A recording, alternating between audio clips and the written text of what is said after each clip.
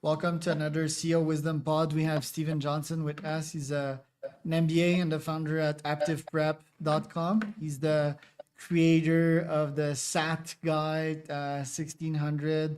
He's an adjunct professor at Syracuse University. He's the president of UCLA Anderson Black Alumni. And yeah, just a finance and entrepreneurship educator in Connecticut, I believe. So, Steven, welcome to the pod. Tell me a bit more about yourself and what you're up to nowadays. Hey, Charles, thanks for having me. Well, these days it's, busy days, long days, balancing all of those things. Definitely running AptivPrep, which is a wraparound service for SAT and ACT prep, mainly for juniors and high school seniors who are making the jump to college and applying to colleges. So seniors who are now applying and juniors who are preparing to apply for their senior year. And like you mentioned, I'm also the president of Anderson Black Alumni. So that's year round. We have events for our constituency, so our current students, our alumni as well, and also work with a few nonprofit organizations and startup companies as well. And you've been doing the SAT prep thing for what, like 18 years now? How Yeah, does long time. one not burn out, like keep on doing the same thing over and over again? It's the people. It's the passion for helping people to fulfill their goals and dreams. I grew up not having any help myself and being a first generation college graduate. My parents weren't able to help me traverse that process. So I still drive, I still, really pull from that well of ambition that I needed to help myself. And every time I meet with a new client, it refills my cup to help more students each year. I can't say that I haven't been exhausted many times throughout that process, and have had many opportunities to do other things, which is why, as you look at my resume, there's plenty of other things that I like to do and fill out my resume and fill out my time. But my main thing is running the test prep company, and I still do love working with families and working with students.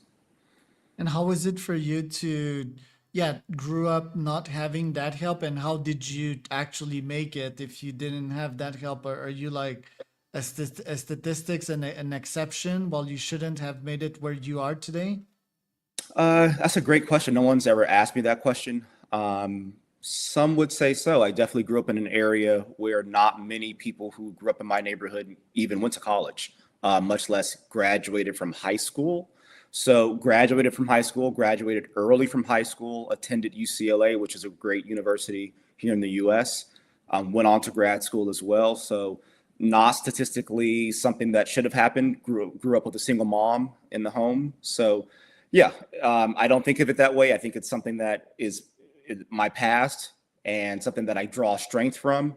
But it's something that, like I mentioned earlier, it inspires me every day to help as many students as I possibly can help to achieve their goals.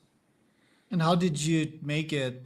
Did you obviously had grit, but did you often studied while other kids were playing outside? Like, how did you make it that far while others in your neighborhood didn't make it? Perseverance, having my mother in the home who taught me to pay attention really to what matters, which is purpose, right? So for us growing up, purpose, the idea of having a purpose in life, the idea of being intentional about what you put your energy towards, where you put your time, what you put your time into, was a very important element of our upbringing. So yeah, I definitely was studying when other people were out partying and things of that nature. So I definitely look at my life as a youngster and think about all the things that I could have been doing, and thinking about all of the distractions in the world that were around me.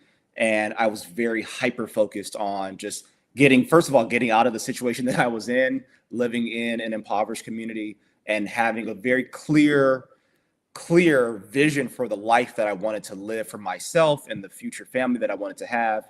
And that drove me to the success that I wanted. And that still drives me now to help the clients that I work with to success that they want to have for themselves. And looking back at these other kids that are now adults nowadays, are you like, wow, I made it and good job on me? Or do you have like yeah, the not the survivor's bias, but the fact that, oh, maybe I shouldn't have made it out, you know, the survivor's guilt, I think it's called. Do you have that latter feeling, or more of the former, and like, yeah, good job, and good job to my mom, we actually made it out? Yeah, I think it ebbs and flows. I think sometimes there definitely were times in my life where it felt like survivor's guilt. It felt like, well, how did I make it when other people didn't? Where other people's lives seemed to take left turns and mine took a right turn. But again, there were clear moments in my life where I knew that the decisions that were being made were very intentional. It didn't feel like luck a lot of the time, right? I knew that I was making very intentional, conscious decisions to chase a dream, to follow my passion, to get an education, to choose to make choices that were long-term choices versus short-term choices. So, I think that that's all we have in life, right? All we have are the choices that we make. So it was very clear to me that those choices, while they may not have felt good in the moment and they may not have made me the most popular person, I may not have been invited to all the parties as a teenager or a young adult, I knew that it was something that I was giving up. The trade-off was that as I got older, I would have other opportunities that maybe my peers didn't have. And that's exactly how it played out for the most part. And with SATs and AI, do you still feel it's relevant for kids to study and have good grades while AI are breaking like PhD tests nowadays and don't seem to be welcoming human competition? A great question. I think that we're really in the wild, wild west of change in education and academia. I don't know the full answer to that question. Right now, the SAT and the ACT is still required for many schools. Some schools it's still test optional, but for many of the top schools in this country, it is required. So students that we work with, we're still suggesting and advising that they take those tests if they're applying to schools that require the tests. What's going to happen in the classroom? There are teachers who are completely against the use of AI, and there are teachers that really fully embrace the use of AI. So, let's look back at 3 years from now, or 2 years from now, 5 years from now, and see what's going on. I'm teaching a class right now. I just had a class earlier today on finance, and I was telling my students even, the one thing that we have a leg up on is our cognitive ability to decide what's right from wrong, or what's correct or what's incorrect. So AI is not perfect. It's an imperfect tool, but it still is a tool that can benefit us. It really can give us superpowers. So let's use those powers that it can provide for us, but still remember that we're the driver. We're still in the driver's seat. We still have to decide which direction the car is going in. And as long as that still is the case, we still, are, manifesting our own destiny with regard to that. But who knows? Maybe 5 years from now, we have a very different conversation about where the utility of standardized testing is, where the utility of even college education might be. Really, the whole system might break down. So, stay tuned on where all that's leading. And what kind of teacher are you when it comes to the use of AI? I personally think that they should use it like most entrepreneurs use it, which is that, yeah, I may use it for content, but I will review the content output. I will use it to research stuff, but I will take that research and I will filter it with my brain, and then I will have an opinion based on these facts. I think if you just use like basic unprompted I think the teacher will know it pretty quickly. Yeah. And there's a bunch of softwares from that, and that's just like copy pasting, and you don't Yes. have any mental gains from that. So that's pretty bad. So what's your opinion on it? Yeah. I mean, so really the same thing you just said. If you're just doing copy, paste, submit, that's not going to work, right? And the tools that are out there to catch that are robust, and that's not going to benefit the student in any way. But if you're using the tool as an assistant, if you're using it as a thought partner, if you're using it as an ideation partner, and then you are going in as the human being that has the cognitive ability to read through the output, determine whether you like or dislike the output, reprompting, right, re-querying, re-questioning the tool, the AI tool, then you remain in the driver's seat, right? So really the concise answer is the human being needs to remain in the driver's seat, and not allow the AI tool to become the driver. And you mentioned that the whole system might fall apart. I often reflect about, yeah, the big ed, Yeah, there's big pharma, there's yeah, big corporation, and yeah. yeah, for example, the educational system and universities were formed back then to create good employees, right? Like good 9 to 5ers. Even they try to teach entrepreneurship in school, but most of the time it's like, yeah, go start a business. Yeah, you need theory, but 90% of entrepreneurship is actually doing, and it's pure grit, right? So do you think it's like a big bad machine, like not necessarily evil, but like we've seen like what happened with student fees, right, and student loans? Mhm. That's pretty crazy, right? Like how indebted the most citizens, educated citizens of the US are. Mhm. Have you often reflected that this might be an actual cartel that's pushing something onto people and just like profiting more than they give out in terms of education and value? Yeah, I've definitely reflected on that. And I think that if you follow the money, the answers are right there in front of you. You can see where all that leads. Most education is for profit, and even the nonprofit educators or educational institutions are raking in a ton of money. And if you follow the trends on tuition increases over the years, they outpace GDP. They outpace every other metric that we have in terms of revenue and in terms of salary increases for the average American. So you have to really question what's really going on behind the scenes. So I think this is where technology may actually be a huge benefit, because now if institutions realize that individuals can go to YouTube, for instance, or to use technology to learn information where they can now circumvent the traditional educational system and gain skills and gain experience where they can start their own business or become gainfully employed without using the traditional educational system. Now the system has to change. The system has to adapt to that new learner, right? That's finding a new way to employ themselves or a new way to enrich themselves, right? So I think that these are all positive things. Human beings are going to always trying to find a way to the easiest path to what they want, right? So who wants to spend $100,000 a year to get an education? No one wants to do that. You only do that because you think it's a necessity, right? So Yeah. these things can only exist in a bubble for so long, and then the bubble pops. Yeah, and because that's the best thing your parents know, right? Like, and that's what your peers do, that's what your neighbors do, right? So Mhm. that it's like a societal movement. It's like sheep's following other sheep, sort of, and it's not just that; it's just that the lack of alternative, right? Like, I think, and even before that, even before I get to that, I think we're just like starting to, we teach children their full lives on how to fill out tests in elementary school, in high school, and then it's like, okay, what's next? It's university, but they're not really conscious also of what it costs. They're not really conscious of what it means to work in a job market and compete, right?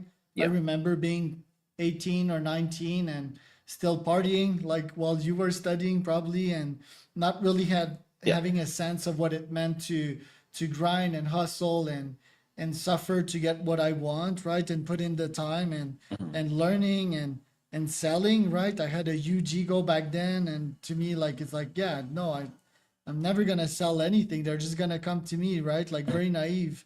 My Mhm. first couple of business failed because of that, and then I learned sales.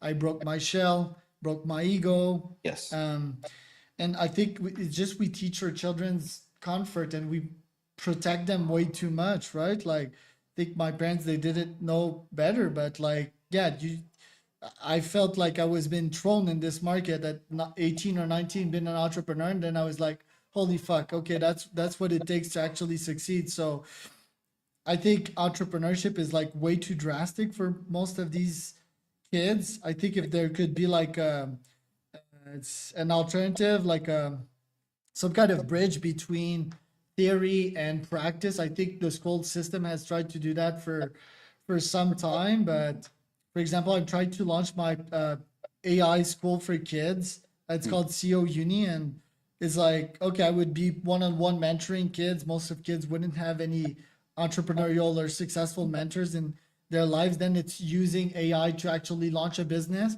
and the reward is cash, right? Mhm. You make cash from a business, can buy candy with this cash. You can buy an Xbox, for example.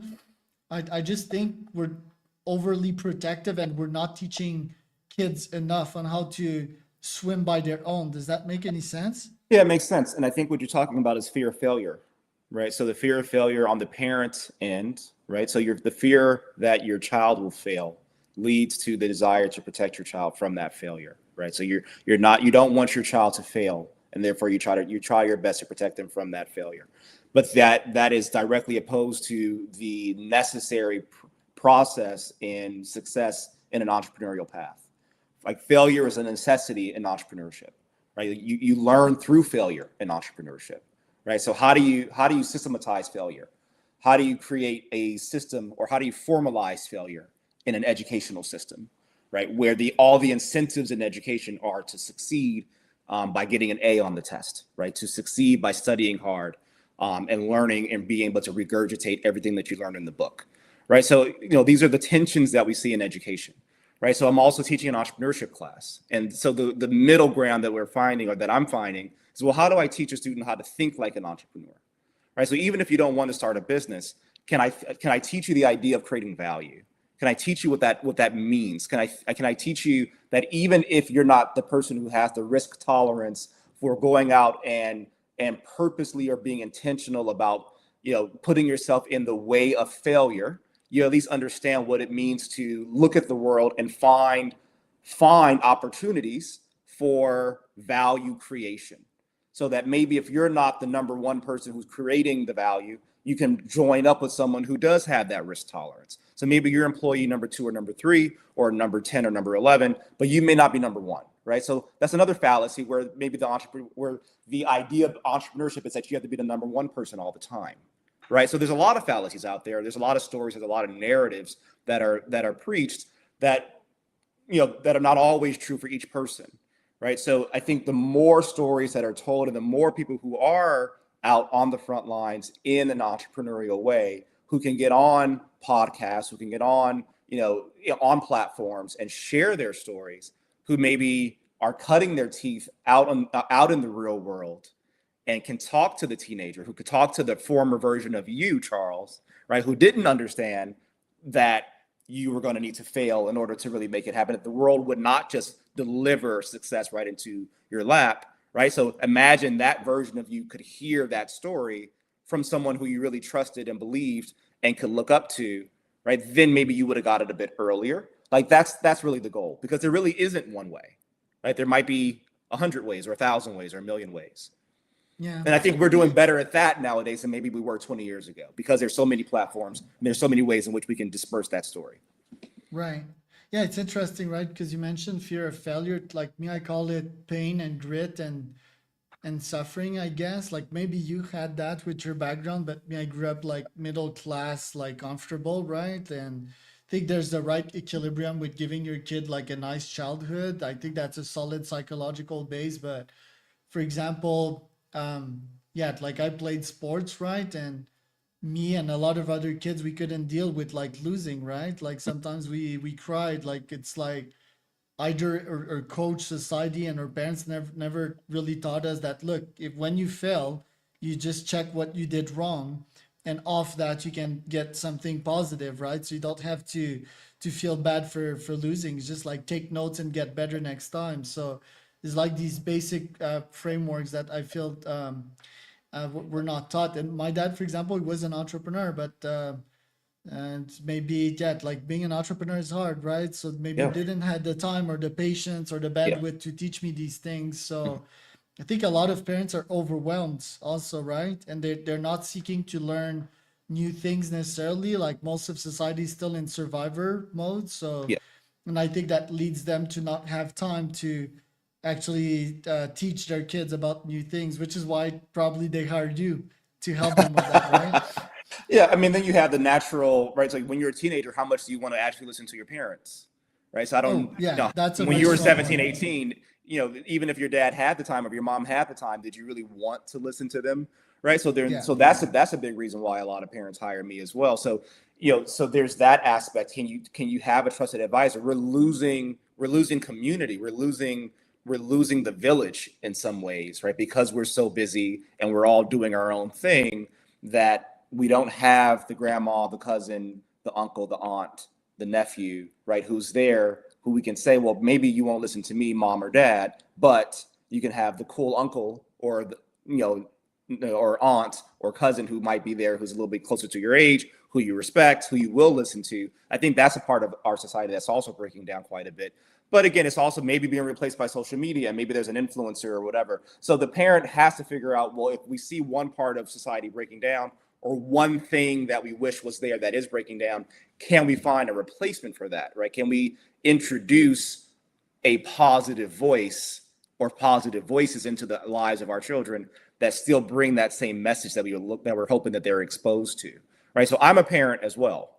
My kids are a bit younger, but I'm always thinking about two things. So there's pressure on, well, am I doing the right thing as a parent, right? So if my kid is crying after they lose a soccer game, should I be hard on them and say, stop crying, right? Or should I, pat them on the back and say everything will be okay? So there's that balance, and there's that tension that's there. And then at the same time, should I go and work them on every weekend and push them hard, or should I say, well, maybe they're not into sports at all, and let's just figure out whatever they're interested in. There's always these balances that the parent is trying to figure out, and the child is trying to figure out their own path as well. So that's where the power of the village comes in, and the power of exposing the child to as many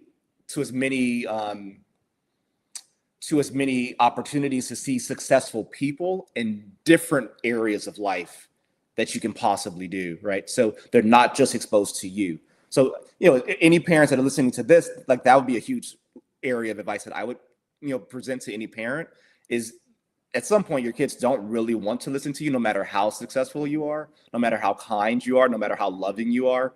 They naturally start to gravitate towards their peer group, towards their friends, towards their favorite singer, towards their favorite actors and actresses, right? So it's like, how can you surround them with a village or a community of other people who also share the same values that you share? Yeah, I love that.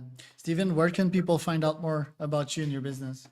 Sure. So first of all, you can find out about AptivPrep, AptivPrep, if you are the parent or guardian, or just otherwise interested in helping a young person prepare for the SAT or ACT as they prepare their applications for college. I also have a YouTube channel where we're the largest SAT prep YouTube channel we're the largest SAT prep YouTube channel. That channel is the SAT guy 1600. So the SAT guy 1600. And you can find me here on LinkedIn if that's where you're listening. So LinkedIn is just my name, Stephen A. Johnson. So with Steven and Charles.